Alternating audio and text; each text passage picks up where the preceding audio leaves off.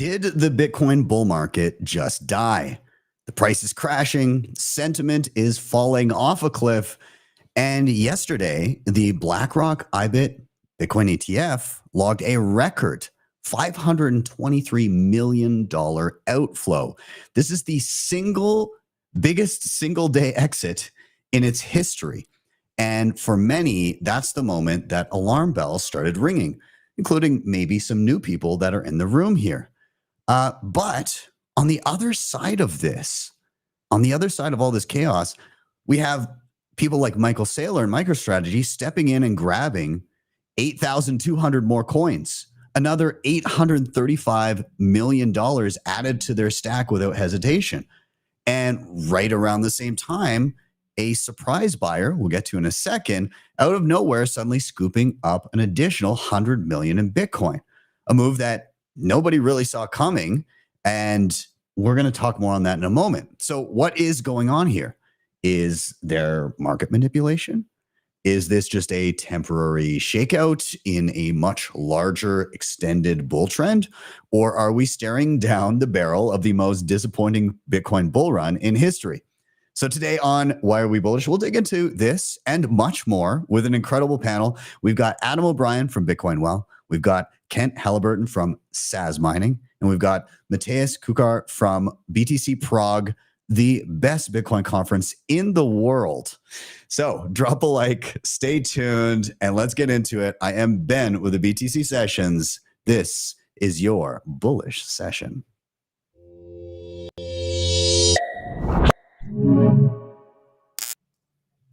So I want to welcome to the stage Mr. Adam O'Brien, Matthias Kukar, and Kent Halliburton. Gentlemen, welcome to the show. How are you guys doing? What's up, man? It's great to be here. Doing great. Awesome. Yeah, awesome. Good to have you, man. Matthias, how are you? You're a trooper. You're staying up late for this one? Hello, everyone. Yeah, it's midnight here in cold Czech Republic. But I'm pumped to be here. Awesome. Awesome. Well, gentlemen, we gotta address the elephant in the room. The price. People are a little panicky. So we're gonna take a quick little peek. Although it's not as bad as it was earlier today, I still just want to kind of point again. We're in the we're in the 90s. We're sitting 91K. We've been down to 88, and zooming out the last little bit, like it wasn't long ago that we were scraping those all-time highs. So people are wondering what the hell is going on. There's been a few things. That BlackRock, the ETF, massive outflows the other day, the biggest in history. There's that fear and greed index. I'm sure you guys have seen this little ticker here before, showing how scared everybody is, which is at historic, well, not historic, but it's quite low at the moment. However, we do have MicroStrategy still stacking sats like crazy, almost 8,200 coins. We also had the other day El Salvador just out of the blue. Like they've been stacking a coin a day, and then all of a sudden $100 million buy on a dip. So like they're not phased by it. One other funny thing I wanted to quickly show is that we had the inverse indicator, Mr. Jim Cramer, saying it almost feels like a cabal is trying to keep Bitcoin above 90,000. So he's got his, he thinks that the conspiracy is to keep Bitcoin up. He said, I like Bitcoin, but I do not like any of the derivatives created to play it or game it or mine it. So Max Kaiser pulled the inverse Kramer and said, Jim Cramer says almost feels like a cabal is trying to keep Bitcoin under 100,000. So I just, there's people in the room here that maybe this is kind of their initial foray into Bitcoin this past couple of years. There's going to be some veterans in the room that aren't sweating too much, but I'm curious your guys' thoughts. How are you feeling? This is, not typical for a year and a half post halving in terms of where we're usually at. But I mean, Adam, we've been friends a long time. We've been through some cycles together. How are you feeling right now? Yeah, dude. I mean, percentage wise, this is a dip for ants. I think not to diminish anyone's like it's scary though. And, you know, percentage wise, it's a dip for ants. But if you think about like the, you know, 10, 15, $25,000 drop, like, you know, I remember Bitcoin going from $1,000 to $200 and I was losing my mind. You know, now that like that $800 candle is literally an hourly, that happens all the time now. And so I think it's good. It's the shakeup. This feels like the shakeup. I am maybe just this is like a bull-tard sentiment, but I just think there's going to be a face melting rip. All economic forces point towards melting faces in the near future. We've got money printing, stimmies. This feels like a tax. This feels like somebody just wants some tax losses, maybe bought coins at 110, needed coins at 90. You know, this market is tiny, tiny, tiny, tiny, and incredibly liquid. This feels like big companies just doing what they need to do to fix their IRS liabilities, and we're going to be melting faces here imminently is my prediction on price. And so for any newbies in the room, please do not buy into this, you know, dip. The fundamentals are unchanged. Everything is progressing as foretold by the prophecy, and we are in good shape, I think.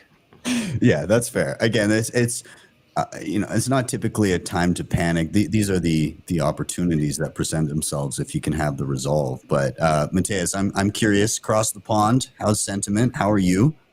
Well, very well. I mean, stack some cheap salad hands Bitcoin while you can. I'm very bullish, and you know, it's been few days or week actually when I was talking to Andre Dragos from Bitwise, and I expressed my fear that the institutions will be the golden hands holders, never sell. And he actually told me that no, it's like they really do it only for money. They don't have the conviction, and this really shows the biggest outflow from BlackRock and from other institutions actually shows that this is true, and they are there only for money, not for technology, not for freedom. So I'm actually very happy for this dip from two reasons. One is from my personal reasons, so I can stack some more Bitcoin in discount, and the second one that it actually shows that Bitcoin will stay with the strongest hands, and that means that it won't be captured in future so easily. I love that. I love it. Mateus basically calling out the institutions as a bunch of lettuce-handed pussies. That's how it is. That's how it is. Kent, I'm curious your thoughts as well. What's, you know, you're looking at this. People were thinking end of 2026 we're gonna multiple hundreds of K. Were some of the calls. Some people were saying 1 million, and we're sitting here sub 100K. Yellow's crying again. You know, like what's your take on this? Well, it's not the Q4 I anticipated, that's for sure. But at the same time, I look at this situation in the context of, you know, this is my third cycle. And I think if you're new here, welcome to the rodeo. 30% pullbacks are normal. They happen every bull cycle. I just checked the chart. We're exactly 30%. And guess what? I don't know in my third cycle here that there's ever been a major top that was noted by fear. And that is exactly where we've been since like 125K, which is crazy. The all-time high price, and people were panicking when we went down like 5 to 10K from there, and that panic has only increased. So it's crazy to me that we are sitting here at 92,000, I think the block clock next to me says, and 5 years ago we couldn't have imagined it would be at 92,000, and we are at max fear. So, you know, hang on to your house.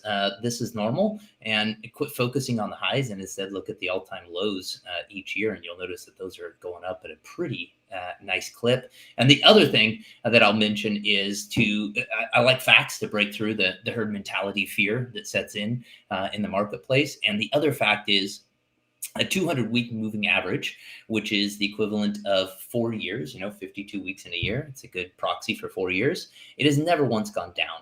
So if you can just have the conviction of not the institutions that consider fiat money, which I do not, I consider Bitcoin money, not fiat. But if you can have the conviction of 4 years, which is the equivalent of getting a bachelor's degree, you've never really lost money here. So just hold tight, don't look. Some of the best holders I know actually don't look at price. So try to do that, and you'll be off better if you just have a 4-year time conviction.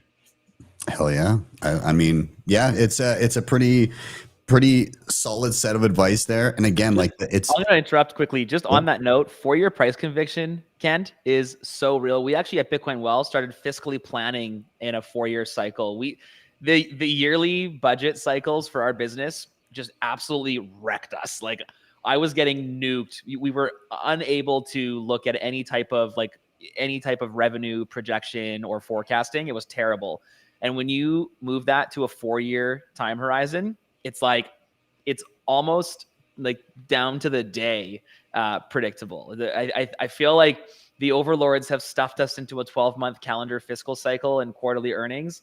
And the financialization of the whole world as a result is just like so unnatural. And we need to just zoom out as a society. Well, I'm going to just say, let's just do some business on air here as founder to founder and just say that's a wonderful piece of advice. I'm budgeting right now, and I am going to heavily consider doing so. Yeah, man, do it. 4 years.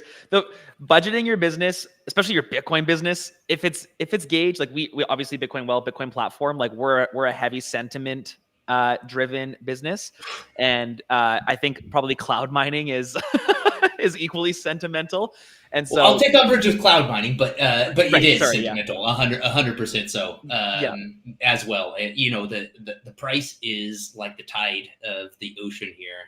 The price goes up and everybody's okay, cool. Boats are rising, tide goes down. Okay, nobody's wanting in the boat. Yeah. 100%. On a side note, I've started. You know how a lot of people will base their even just like personal goals on a single year. Oh, it's a new year, and you know, New Year's resolutions and stuff like that.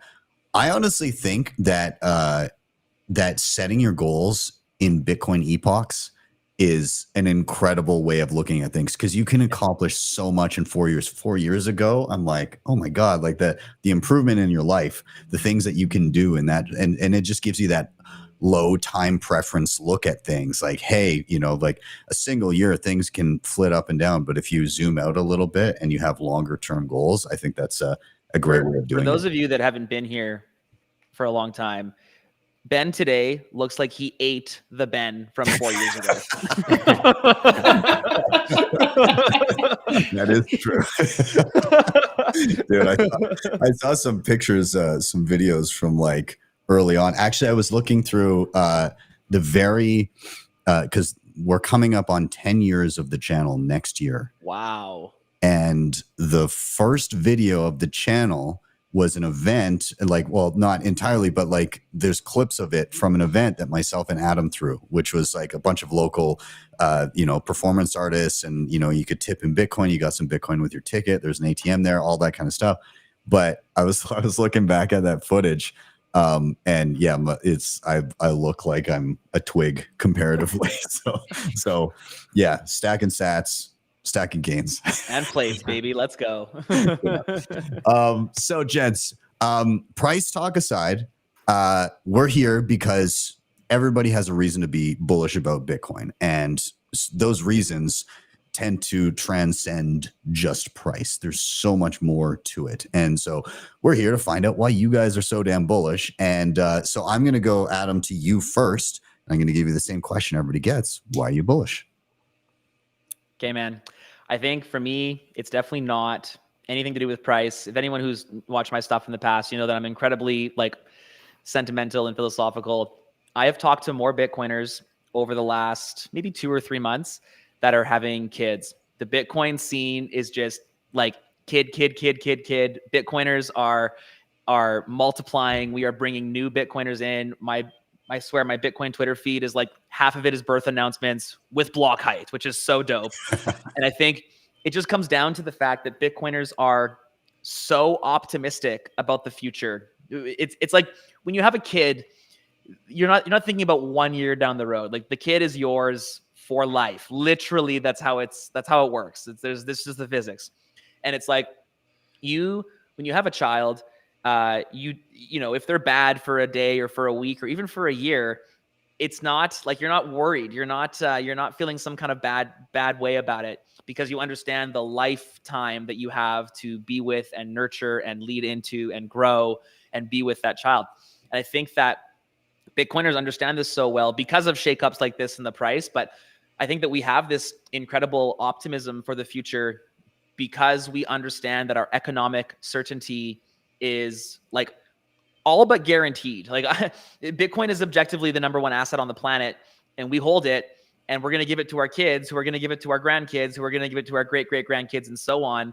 And I think that whether consciously or not, Bitcoiners understand that, they feel that, they love that.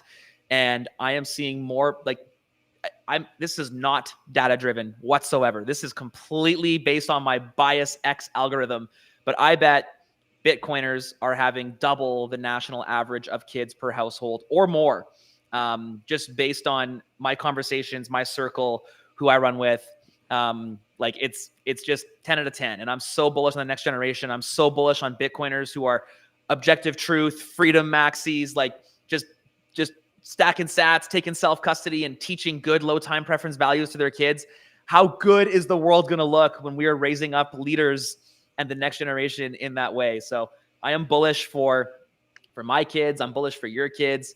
Mateus, I don't know if you have any kids, and Kent, like obviously, like I'm so bullish on our ability, the world's ability to fix itself and heal itself through its population will be done in part, and probably in large part, at the hands of the Bitcoiners who are procreating because of their optimism. And so that's why I'm bullish. Hell yeah, man. Hell yeah. I love that. Yeah, actually just, when was it? Was it last week? I think it was 2 weeks ago. The whole panel was Bitcoin moms. So it was Carla, it was Katie from Plan B Passport, or Citizen X now, and then Stacy, who works on the Bitcoin Dev project. But all of them, you know, with kids, and you know, I think Katie's she's at least got a couple, 2 or 3. You know, Carla.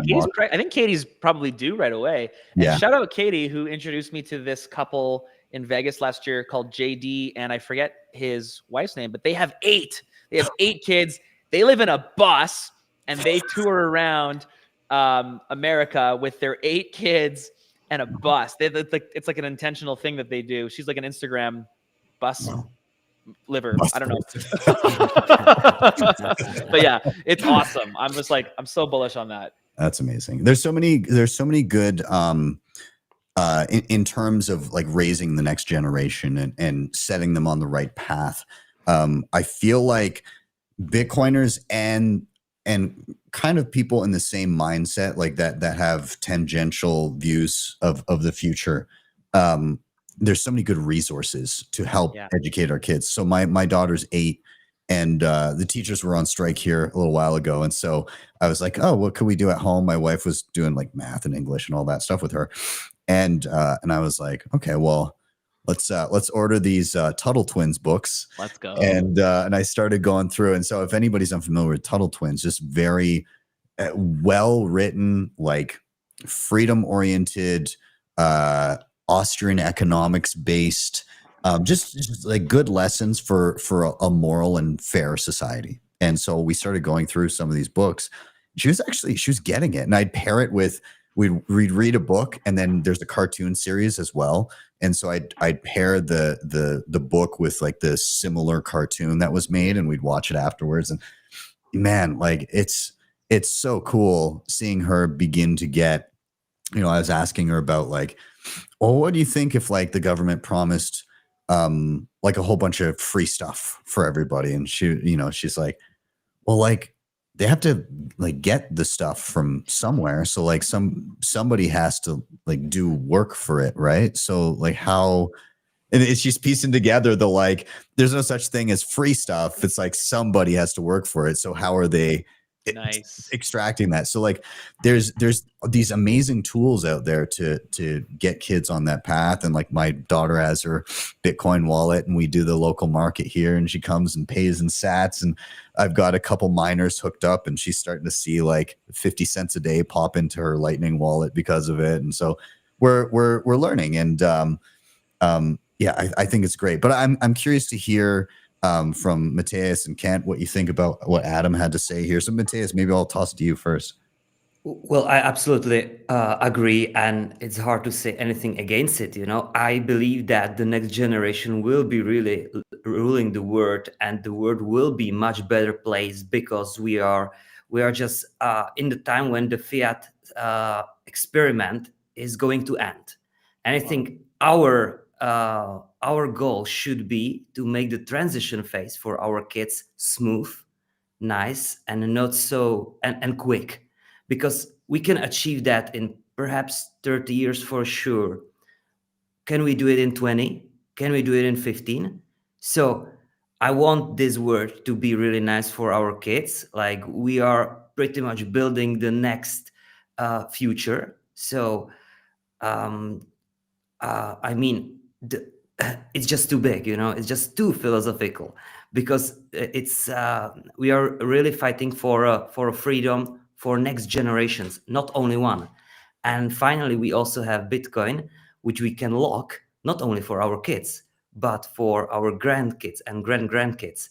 So establishing trust to really make sure that our vision for the future will be at least a little bit closer than what might the next generation want, and tweak our ideas. So I really love it. I have 2 kids myself, still small. So looking forward to be in the place where I can actually talk about Austrian economics. Now it's different stuff.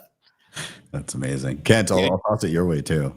Ben, just I set my oldest Gray up this week. We've been vibe coding, and it is unbelievable. He's making like games for his siblings and stuff, and it's cool, man. Like seeing the brain go from I have an idea to the mouth to the fingers, I guess, to communicate it, and then having the problems come up and then change it. It's game changing for we're homeschooling this year, and it's game changing for our education. So definitely recommend you get some vibe coding going with your daughter. That's so cool. We got to try that. Got to try it. Kent, I'll let you dive in. Yeah. Well, how rad is our culture, right? This Bitcoin culture. Like, look at us, forefathers, joyful, happy, looking forward towards the future, thinking multi-generationally. You know, this is what it's all about. I don't know if there's any other culture out there. And, you know, I know we've been accused of being a cult, but I always like to remind people that the root word of culture is cult. So every culture's got a bit of that to a degree. And I just think that why wouldn't you want to be part of a culture that is having this much fun and caring about the future? I mean, what a horrible place to be if we didn't have that, right? And it's thanks to Bitcoin and us all just staring at this thing that we didn't understand for so long. And slowly as it comes into view, it's like, oh, this is reality. Bitcoin's just bringing the laws of physics and nature to the internet environment. And guess what? Doing so is like nature is healing, right? Isn't that what they say? And we've actually got nature showing up online for the first time. And what do you know? It's leading to healthier, happier, productive people. So yeah, I think our community is astounding. And I've given a presentation a few times at a couple different conferences, but the last slide I give is it's a picture of the Cathedral of Milan. And it's a cathedral that took 569 years, I believe, to build. And I always like to just ask the audience, hey, can you imagine a group of people that would actually set out on a project that would take 570 years to complete?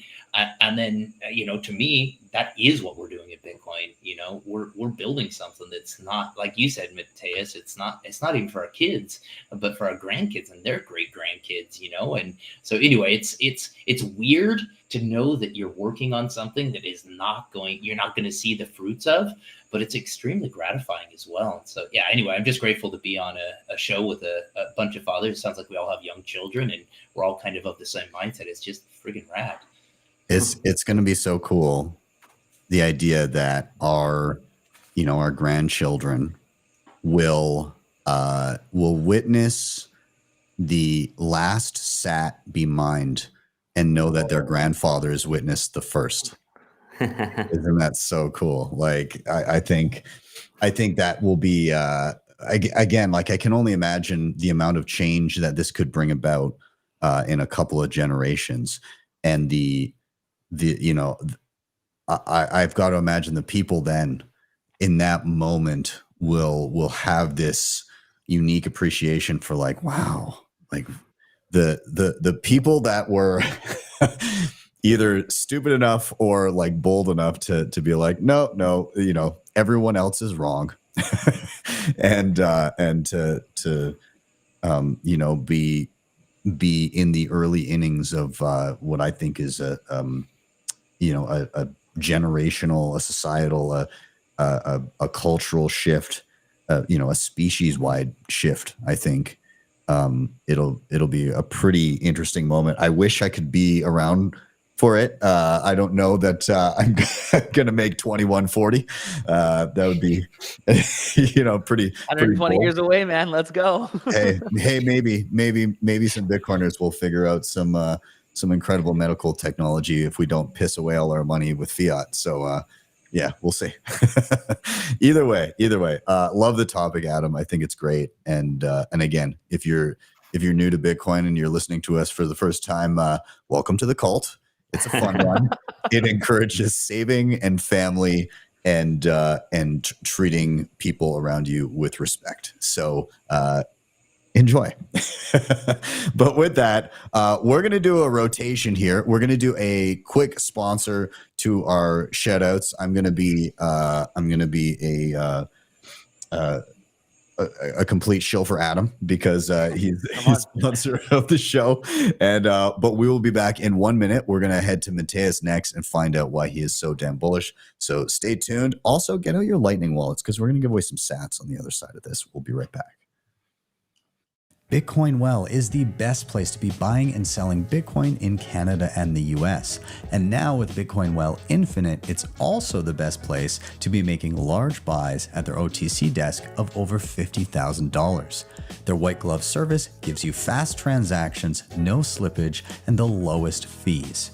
You can scan the QR code on the screen or simply head to bitcoinwell.com/BTCsessions to sign up today.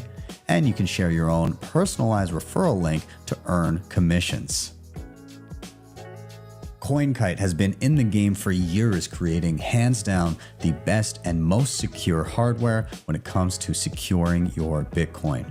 The Cold Card Q is an absolute powerhouse and my daily driver, and it's ideal for newcomers and advanced users alike. The Tap Signer gives you a low-cost, user-friendly option for those just getting started or for convenience when traveling. You can head to coinkite.com and use code Btcsessions for discounts, or simply scan the QR code on the screen to get started right away. DEBIFI is the best and easiest way to borrow against your Bitcoin in a non-custodial way. Funds are held in a multisig escrow where you hold a key, and the platform allows for excellent hardware like the Cold Card Mark IV and the Q. You have access to flexible conditions, the best rates, and institutional grade liquidity. If you're looking to make use of your capital, don't sell your Bitcoin, borrow against it. You can head over to debify.com to check them out, or simply scan the QR code on the screen. All right, we're back in. We're going to give away some quick sats. All you need is a Bitcoin Lightning wallet. What I'm going to do, I'm here on Bitcoin Well. And of course, you earn points when you sign up, when you buy and sell Bitcoin. And basically, you get your chance to either redeem it for some awesome swag. I'm Adam. I'm working towards my Cybertruck. I don't know if I'm going to get it.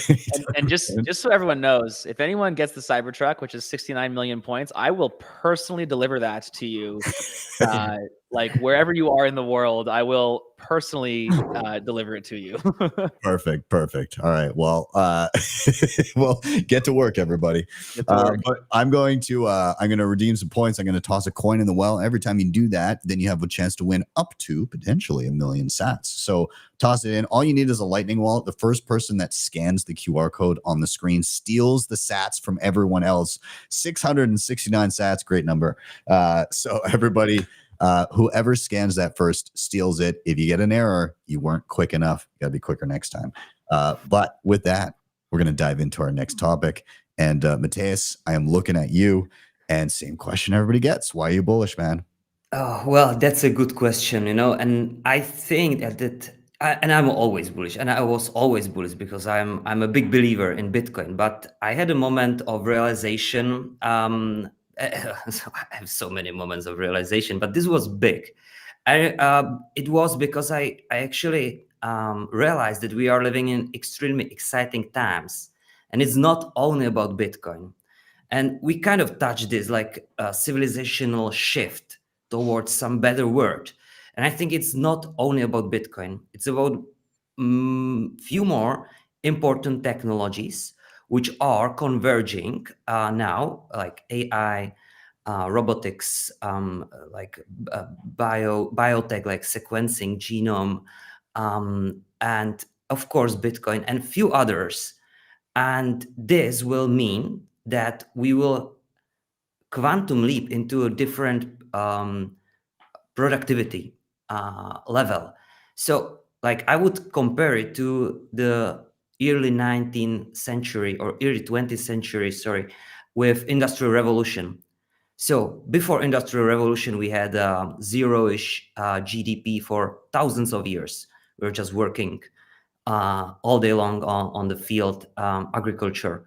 And then we had steam engine, telegraph, electrification, assembly line, sewage system, like urban architecture and infrastructure.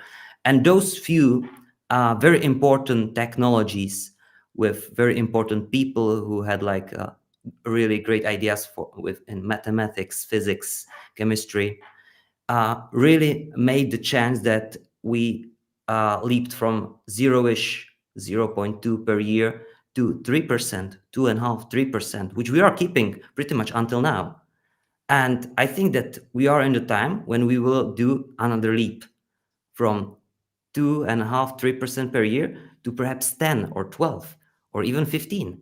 And imagine what this can mean, and it's happening quite fast.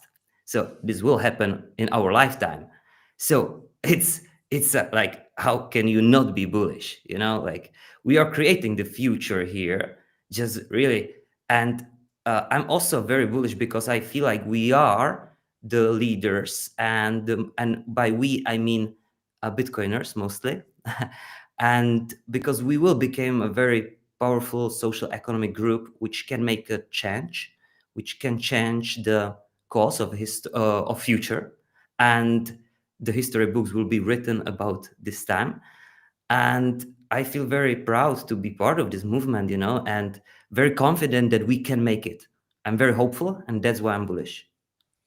That's great. I to your point about various technologies converging at the same time, I think you're very right. And I think that if the rest of those technologies were converging and in the absence of Bitcoin, it would be a huge problem.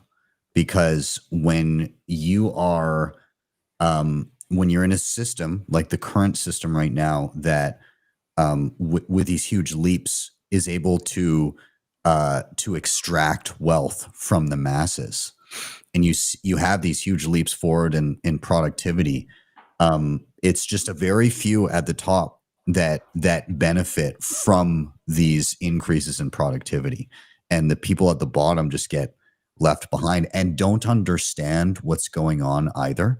And so, yeah, we've seen technology. The only reason that, up until kind of this generation, that every generation was doing better than their parents was because the pace at which technology was going was faster than the money printing. But as soon as that changed, like now, Gen Z, they're screwed comparatively. And so in a system where, yeah, our technology is doing amazingly, and it should be making all of society's life easier, and we should be able to work less to accomplish more. You know, these Gen Zers they're stuck with like crap jobs that pay nothing, and they can barely scrape by. And you know, it's like, to Adam's earlier topic, like they can't even fathom the idea of having a family, because again, the wealth has been extracted elsewhere. And so yeah, it's I think all of these things happening and having a release valve of Bitcoin just switch over to this standard. Look, people are actually benefiting from the increases in technology. Things are getting better and cheaper for them. It almost might expedite the process of people understanding. At least I hope so. So I'm curious your guys' thoughts on that too. But great topic, Matthias.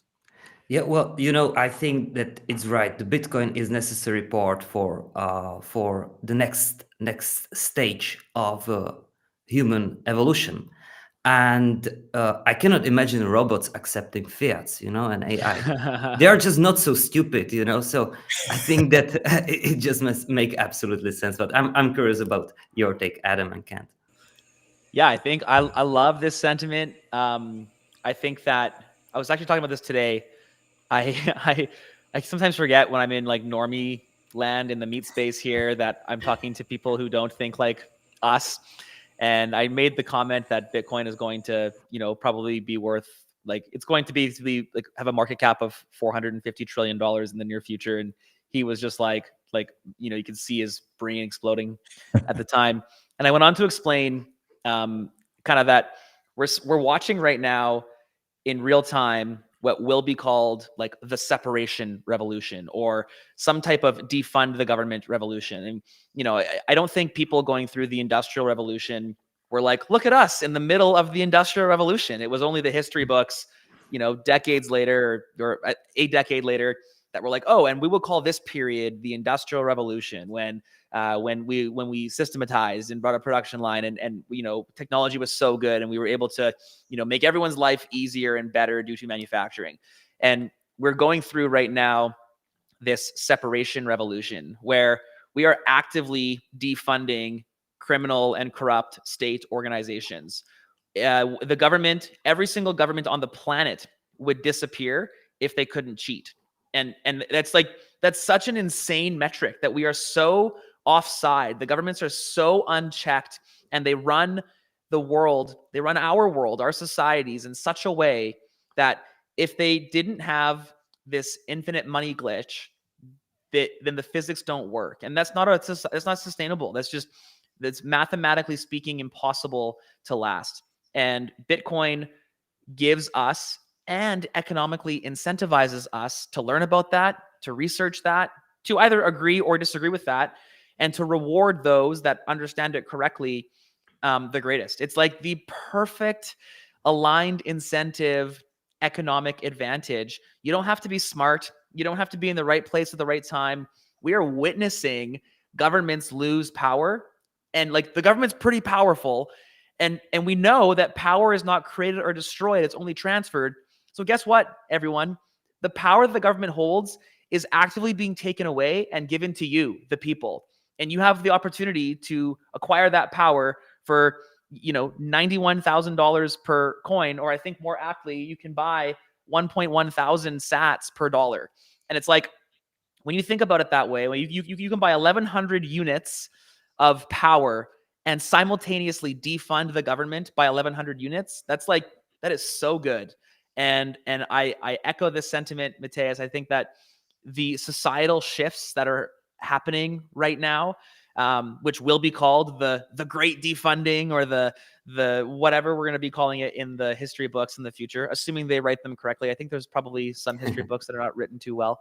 I think that I'm just really, really bullish on society being able to recapture and reclaim the freedom and the power that is rightfully the people's. And Yeah, that I'll end there, but because I could go for miles, I could bring a Bible analogy into this, God's will for our life. Like, you know, I can go for hours on this one, but I'll turn it over to Kent before we get, you know, before I just derail us here. Well, man, I'm always happy to run off the train tracks with you there. So if we want to go back to it, I'm happy to. But no, I think what you talk about, Mateus, as I think about it is, and I think actually, Ben, you said it best. Like, I can't imagine this without Bitcoin going through this. It feels like the quickening, like we're going through like a societal wormhole right now, where we're just being propelled and nobody can really keep up with it. We're at warp speed, and it just feels like Bitcoin is the substrate for that new reality when we get out on the other side. Like right now, the substrate is like the dollar. Like that's the transactional force that holds social fabric together. And on the other side of that wormhole, which I think most Bitcoiners are far advanced in, is Bitcoin as a substrate, and it just grounds us in reality. And all these technologies that are amazing, being grounded in that reality, are going to lead to a new societal structure and civilizational force, is what I believe. I you know, you look at other similar, like the sovereign individual talks about these macro political forces and how they reorganize society, and I think Bitcoin is one of those. You know, so you look at it, things like gunpowder were ones in the past, or the printing press. I think Bitcoin is another one of those. And what we will see with it is some new form of societal structure. And, you know, if the Bitcoin community is any indication, to kind of tie in what you were talking about, Adam, like it's going to be a wonderfully positive future, because we're going to be focused on families and creating a lot of wealth and happiness. But it remains to be seen. I'm not one of these people that's like Pollyannish, that thinks like, hey, cool, Bitcoin's going to fix everything. I mean, we're still humans, right? We're going to have our warts and problems when we get to the other side of this. But I do think that, you know, a quote by Buckminster Fuller is something I really live by here in the Bitcoin community, which is, you know, you don't fight the existing system, you just build a better system, and people naturally move to it. And I believe that that's what we're doing in the Bitcoin community, and that's why we look to normies like we're so freakish, is because we've just said, hey, cool, we've stacked ourselves out of that fiat reality, and we're just going to go over here and play a different game, and you guys can keep, you know, trying to keep up with that hamster wheel, and we'll just go over here and raise families and enjoy life. If I can just comment on the very last thing, what you said, Kent, we don't fight government. I don't agree with that. I think that we need to fight, because if we just opt out and let them do it, like, I think that there is a point of no return, which is quite close. And I think that this is a fight worth fighting, and it's necessary, because the other side of the coin is a dystopian future full of surveillance, CBDC, and I don't want to continue to be very depressing. So just to say, I think it's really important to stand up now. And again, I'm confident that we can do it, because even the politicians are now listening to us, and we can make the change. So fighting doesn't need to be always only with a sword. It can be with ideas and with very smart, sophisticated discussion. But I think that it's important to stand up against the state and not just let them do their thing and wait until they die. Like this starving the beast thing is good, but let's do it more quick, and that's when the fighting comes in. I want to just, you mentioned CBDCs. There's a really good resource. Actually, these guys have gotten a grant from the Human Rights Foundation, but it's cbdctracker.org, and you can go and check every single country and see where they're at in terms of rolling out CBDCs. So like I'm in Canada, we can see that that we've got the digital loonies in the research phase. There's a proof of concept for something called Jasper in the US. Digital dollar canceled. Project Hamilton is something going on. There's a whole bunch of different places that actually have, you know, rolled it out or are close. They've got proof of concepts, but you can basically filter for whatever you want and see how close you are to actually having a CBDC. There's only a few that have launched, but there's more that have pilot projects, and there's even more that have proof of concepts. So it's coming. It's something you need to be aware of. I'm guessing they'll incentivize it, but you do not want to. You do not want to be living under a CBDC standard without having an escape valve. And so I'd encourage you all to learn about how to actually use Bitcoin day to day as well, so that when this becomes a reality for everyone around you, you have an alternative way of living. It is super, super important. And I'm glad you brought it up, Kent, but the sovereign individual, for anybody unfamiliar, is absolutely essential reading. Written in the mid-90s, prescient as hell, talking about life in the information age, the digital age, and more or less calling the need for a digital non-government currency, and saw a lot of the writing on the wall. Very prescient in talking about how nation states will handle this post-digital world, the idea of flag theory, the idea of nation states collapsing into smaller, more localized governance. Very, very good book. And then finally, Adam, to your point on talking to normies about how much the government sucks. I just need to, again, I'm in Canada. A lot of people, they saw the whole Justin Trudeau, basically, the mutiny that happened. But can I just say, to the point of governments being unable to stop the spending, Justin Trudeau was ejected effectively because the budget that they were expected to put out was a deficit of $40 billion.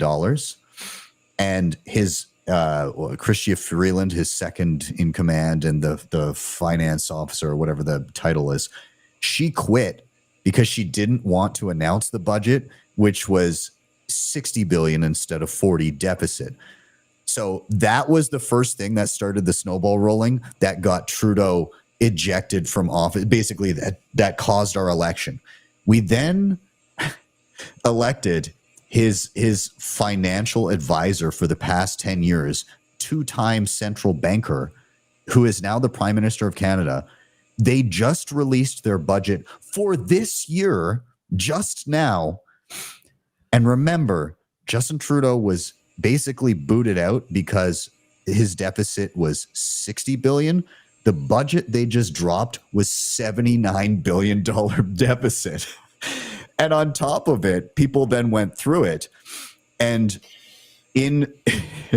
they basically took things that are just them spending money and recategorized them as investments. So the actual deficit is something to the tune of 95 billion, and had the same categorization of these expenditures existed when Trudeau was in office, everything would have been above board. They would have actually been on track. So, like, just the insanity that has happened, and like the financial fuckery that has happened just for them to drop a budget that was already 50% worse than the previous one, is unbelievable. There is no stopping it.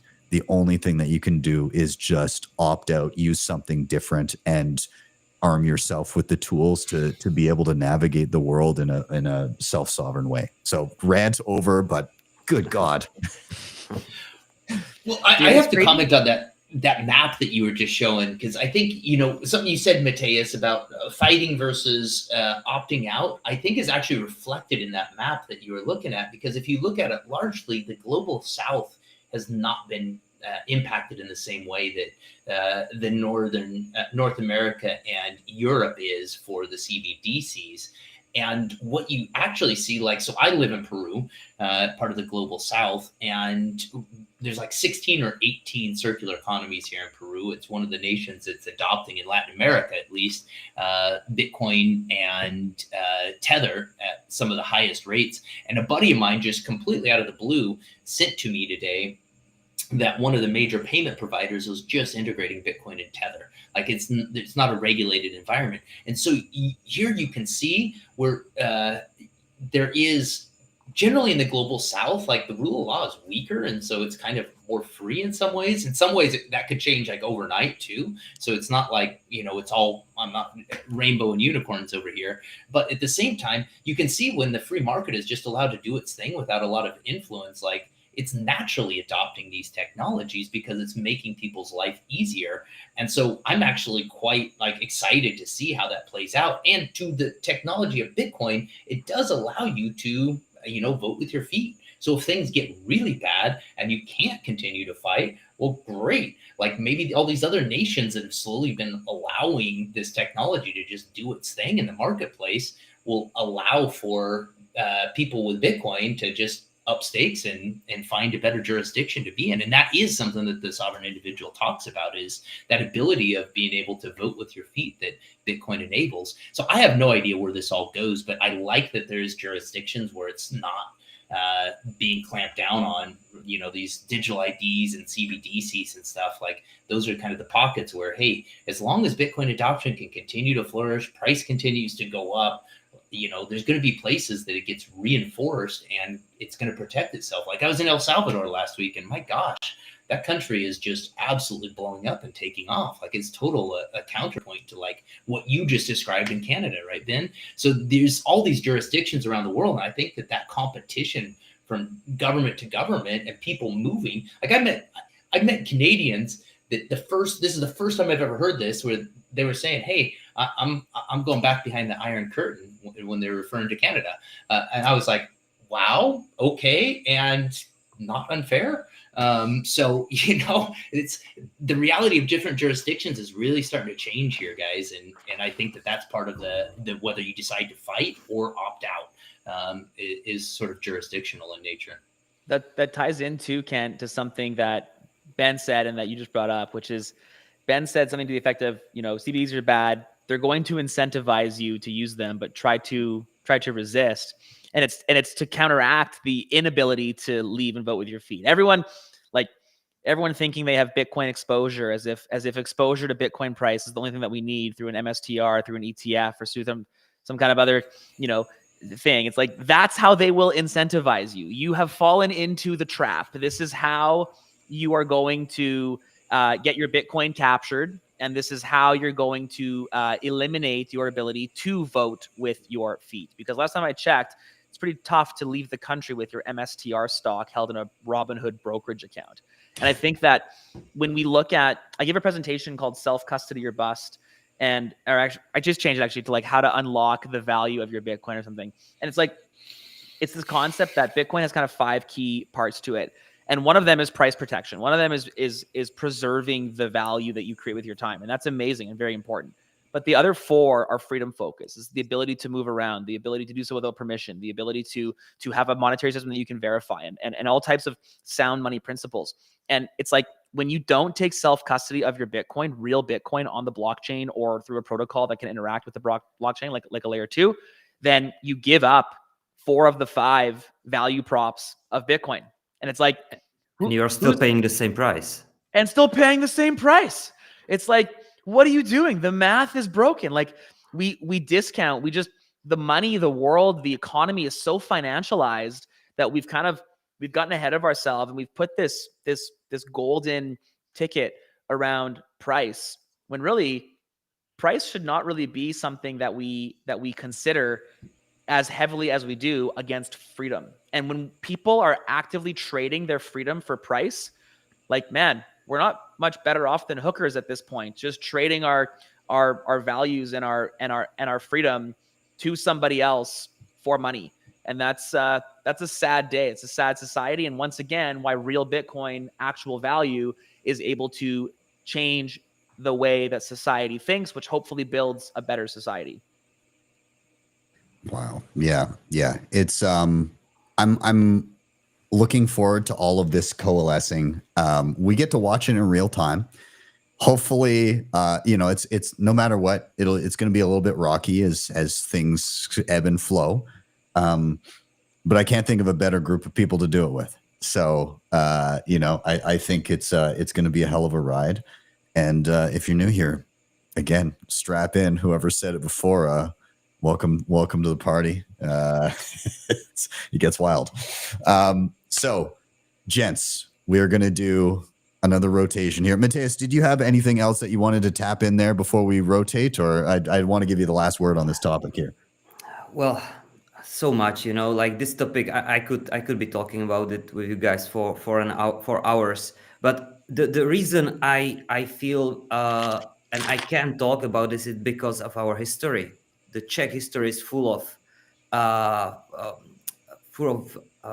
personal breaches, and it was just very recent. My parents lived in the time when they didn't really have hope. They didn't see the end, and it happened. So I think my point is just never stop fighting and believing in the future, even if you don't see it, because it can be really behind the corner. Mm-hmm. Yeah, absolutely.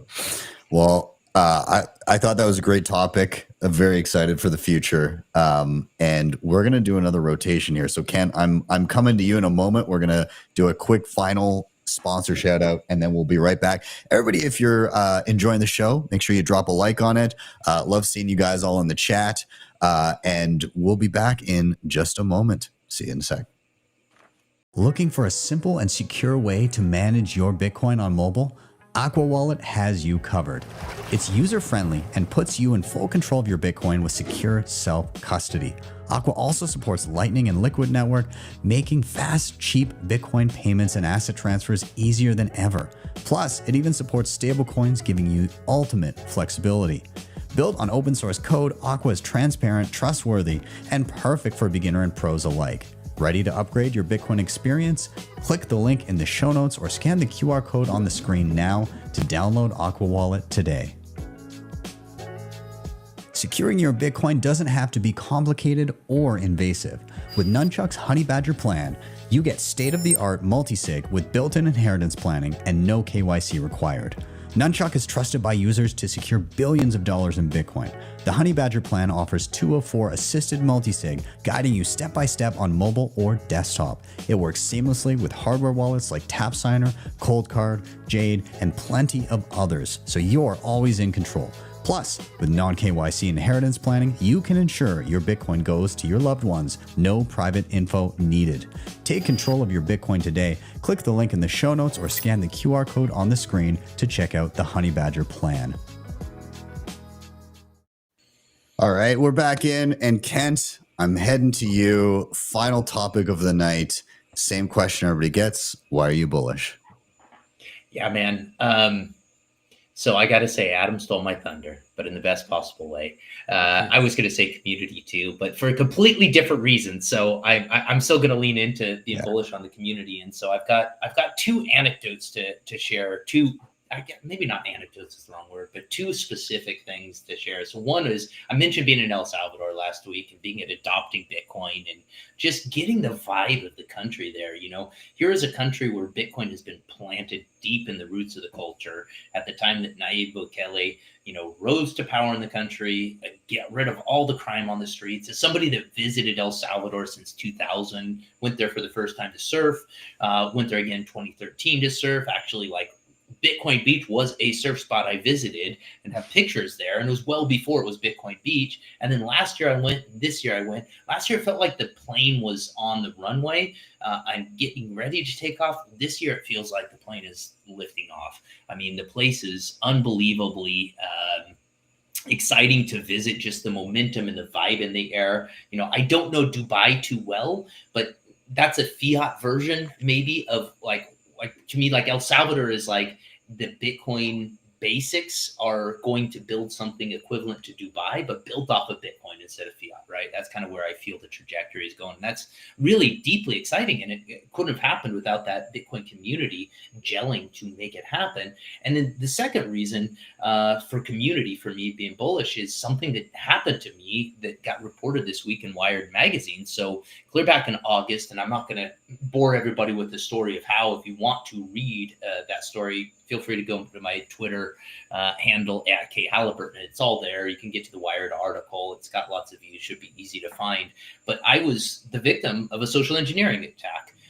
It was an in-person social engineering attack. I still don't know exactly how it was executed. It's a really well-written article. The article is behind a paywall. Unfortunately, that's not my choice. I didn't know that was going to happen. And I'm not going to undercut Joel, who is a fantastic reporter that researched it, vetted the article, and wrote an incredibly well-written story about the entire thing. So if you can get access, you can read it. But the way the community has responded to this, so I wanted to get this out there publicly. I specifically went the reporter route instead of just doing like a Twitter feed about the scam and how I was a victim of it, because I wanted it to serve as a bigger public service announcement. And I hoped it would actually put pressure on the authorities, since the authorities really aren't reacting to the theft. And I'd ultimately like to get the funds back that were stolen.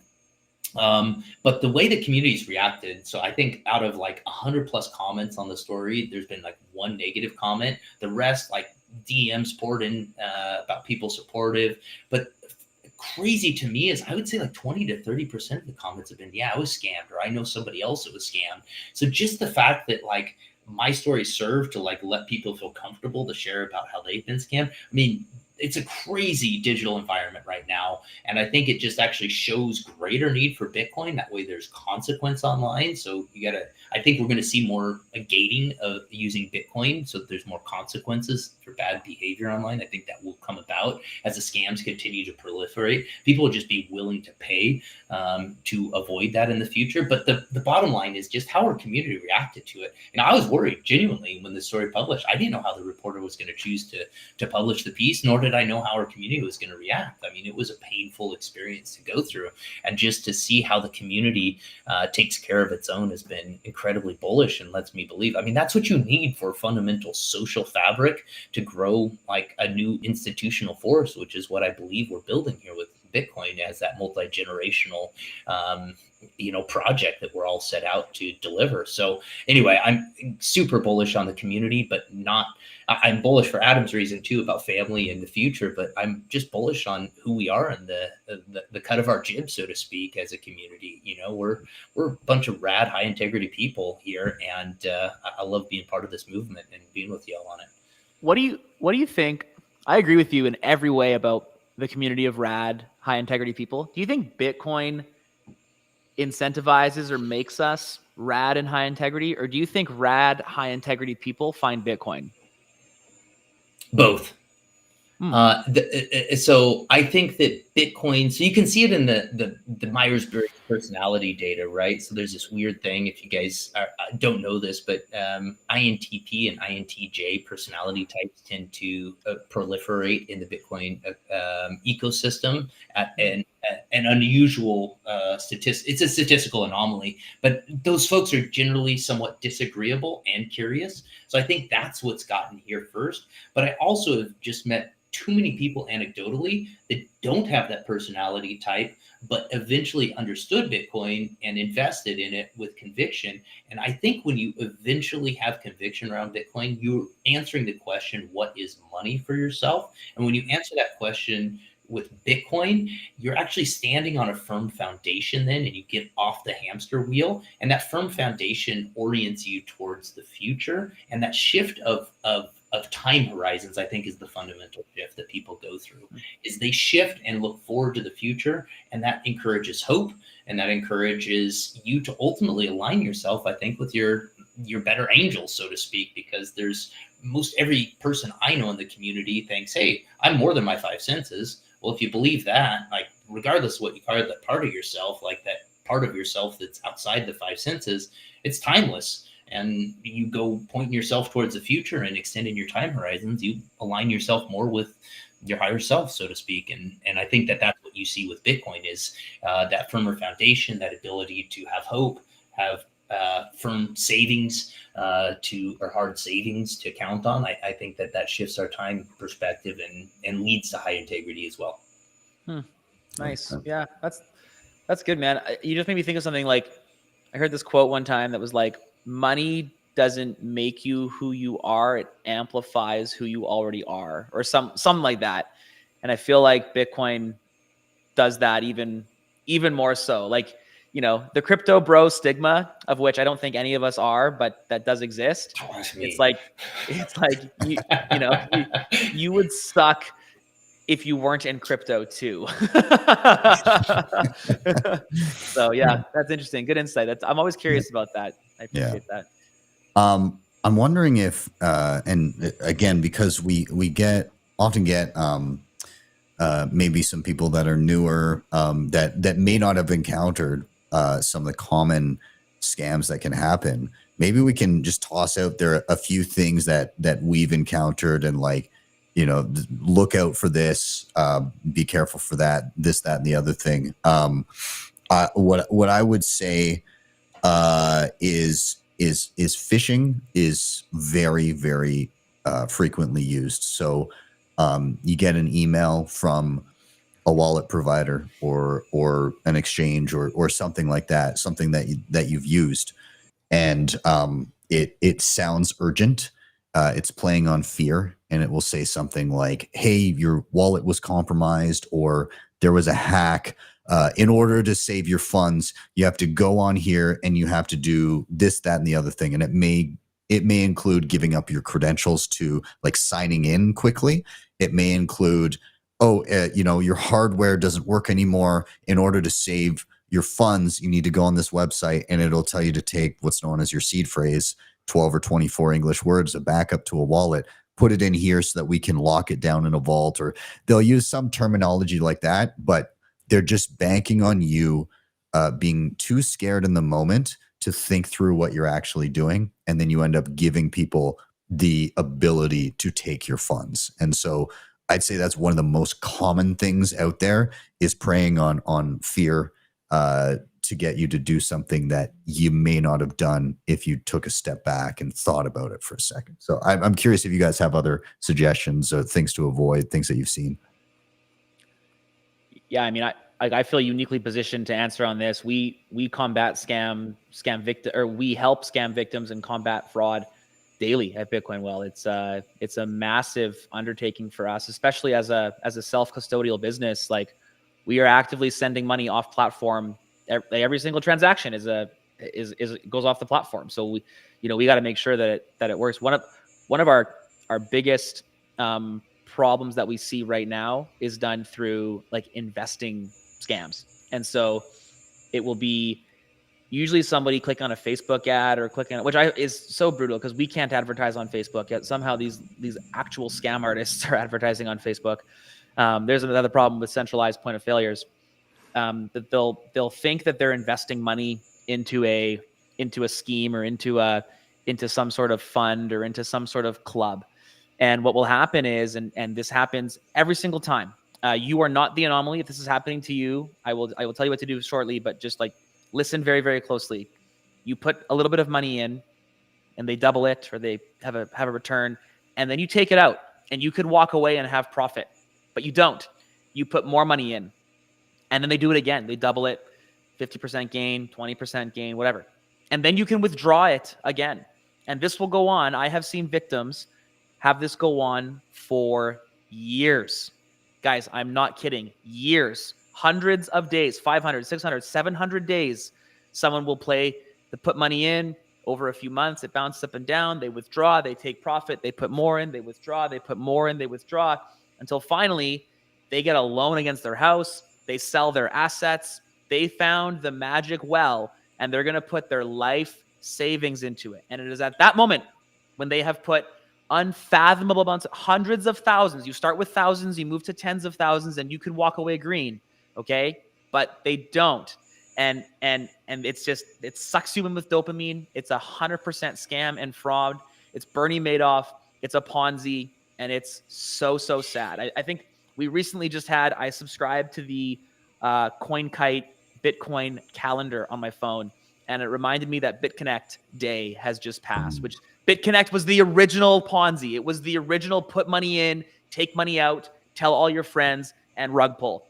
And your investment club is not an exception. If you are putting money in, getting money out due to some crypto investment, it is a scam and they will run away with your money. Withdraw everything you can immediately and do not talk to them again. I think it is catastrophic. And once again, the deeper layer here, the reason this is even possible is because of fiat money.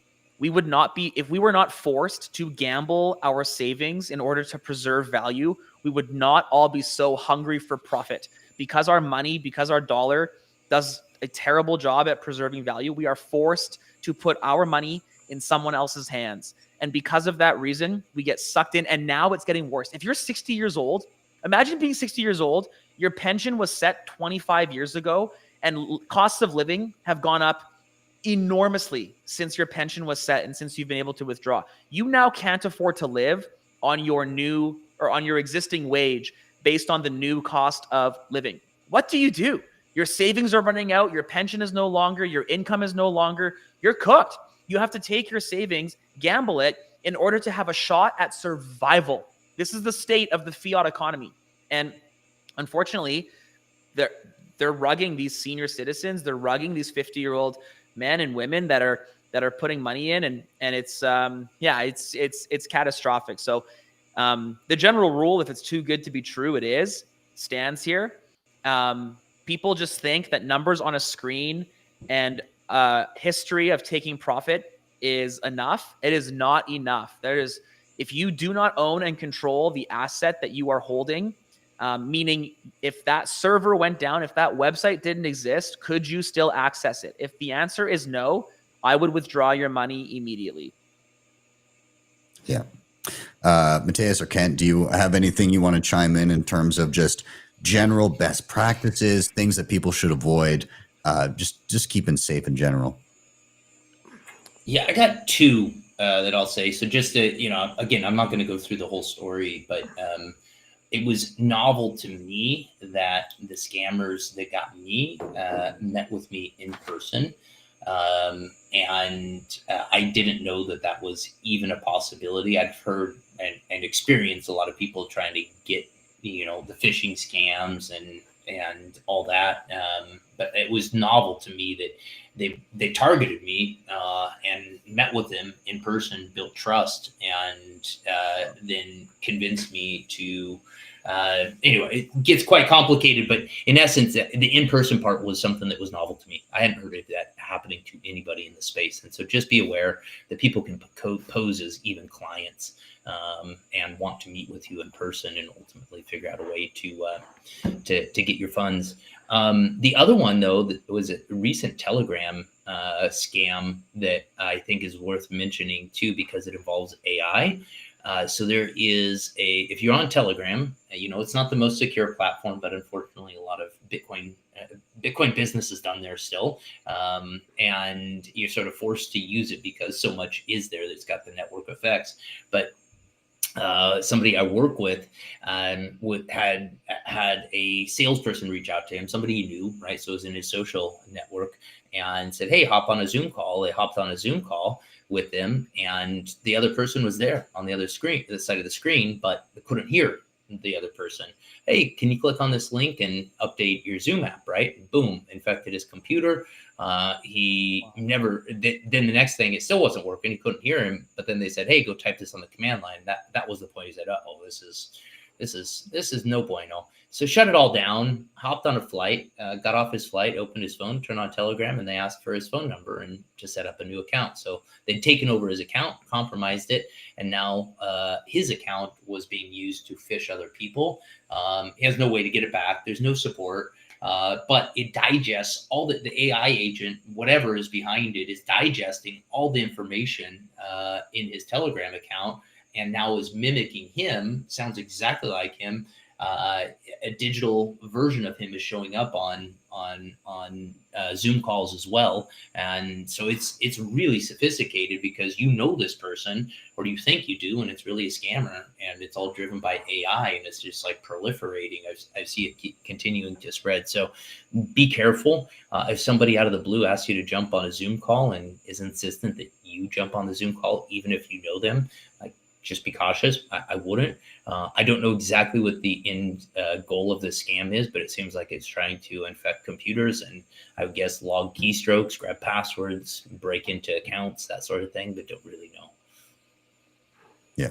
Matthias, anything from your end too? Well, it's horrible to hear those stories, and I think the one thing which we can be sure of is that there will be more and more, and there will be they will get better, more sophisticated, very difficult to recognize with AI. I think that we will hear our voices being replicated and trying to convince our family to help them. Like you can imagine crazy stuff. So I think that we need to really educate ourselves, and the rule of thumb is to not be the easy prey, because it will be happening. But first, take care about yourself. So don't be the victim. So don't be the easy prey. Make sure that you are just better than 95% those others, because the attackers will always try to attack the easy victim, which has the biggest risk and reward ratio. So if you just Google it and spend 2 hours with like very basic education of how the phishing emails works, what are the most common social engineering tactics, and then take care about your privacy. Like use burner emails, burner phones when you order a hardware wallet, for example. Try to not buy Bitcoin with KYC. That's hard. Not in Czech, but most of the part of the word is hard. So don't make yourself a target. That would be my advice. Yeah, absolutely. And again, if you're conscientious and you self-custody and you are very, very careful and keep your keys safe, that's a pretty solid head start on most people, right? If you're sitting money on exchanges and stuff like that and it's just sitting there in the custody of somebody else, that becomes an easy target. So there's lots to dive into in that respect, but just always question if you're doing something that seems a little wild, if you're doing something where you're moving large amounts of money, always take your time, step back and ask yourself, is this a good idea? And even just those little pauses, I think can do wonders. The other thing, AI, that's going to be a problem. Even a year and a half ago, I think 2 years ago, I had a fake me call somebody that I know and ask, like they were trying to get them to invest in something. And it was still janky then. Like it sounded a little bit weird. So the person ended up messaging me like, is this, or did you call me? But now it's like, this show, anybody could get something that sounds like me, right? Like images turn into video and it's convincing as hell. And so I think to Matthias's earlier topic about new or previously existing technologies that will help with some of this, things like Nostr, where you have a key associated with your identity, all of a sudden you have a mechanism to effectively prove that myself or the person that is in charge of this key posted. Like, not to say that you can't have a key compromised if you're not careful with that material, but at least it gives you a degree of certainty that somebody themselves has posted something. Another tip I'd say in the advent of AI, if you have Bitcoin and you're worried about your family getting scammed in that way, somebody pretending to be you, create a secret word just amongst you and your family. And it's as simple as our word is pumpkin. And so like, somebody calls your wife and, I'm in trouble. I need you to send the Bitcoin. I'm this and that is happening. And she says, what's the secret word? And the AI fake voice of you has no idea, then right? And it gives you that pause. So that's one that I'd put in your back pocket and just quickly discuss with family. But yeah, Anyways, gentlemen, the time has come. We're going to round out here. I do want to go quickly around the room and just one final time. If you guys have any final thought on any of the topics we discussed, also let people know where they can find you, what you're up to, all that kind of stuff. So Adam, I'll go to you first. Any final thought, anything you want to throw out there, and where can people find you and what you're up to? Yeah, I think for any newcomers in the room, I hope you feel encouraged that there are 3 people here that have been doing this a long time, that are watching the price go down with you, and that are happy that we have a community in here. I think that the Bitcoin community, Ben called it the cult earlier, is so strong and so positive. And I just really encourage you to HODL, hold on for dear life. And yeah, just I think we're so lucky right now. Like, there is a Bitcoin event somewhere in the world every week, and some are 100 people, some are 10, 15,000 people, and everywhere in between. And Ben is doing amazing things in Calgary right now with being able to spend Bitcoin. I am trying to get people spending Bitcoin here in Kelowna and in Edmonton, and it's just like, you can just go to a meetup, meet people, and build in the community. And that's so special and so good. So I encourage you to do that. I encourage that everyone go to their local Bitcoin meetups, talk with other Bitcoiners IRL. It's fine to watch, 4 Bitcoiners on a screen who may or may not be real. I'm probably real, but I'm not sure about all these guys with the AI bots and stuff. But I just encourage you to go meet people in the meet space, meet Bitcoiners who are like-minded, and work together to change the world. Hell yeah. Mateus, I'll go to you as well. Final Awesome. thoughts? All that. Yeah, I'll just continue on Adam's thought. Meeting people in a meet space is absolutely necessary. Going and asking the questions, and that will just speed up the process of Bitcoin understanding, and it will give you the conviction to stack sats even harder with being relaxed in the night, not taking really care, not caring about the price volatility. And with this, I would say, like, if you really want to meet a lot of people and just jump right into the biggest sea, come to BTC Prague, June 11 to 13. It's a massive event, 8,000 people, 4-day long.